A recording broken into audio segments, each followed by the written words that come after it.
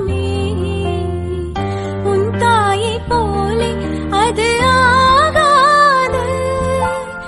என் மூச்சில் வாழும் புல்லாங்குழல் உன் பேச்சா என்பக்கே ஈடேதம்மா. ஆகாயம் கூட அது போதாது. தாய் போல யார் வந்தாலுமே உன் தாயை போலே அது ஆகாது.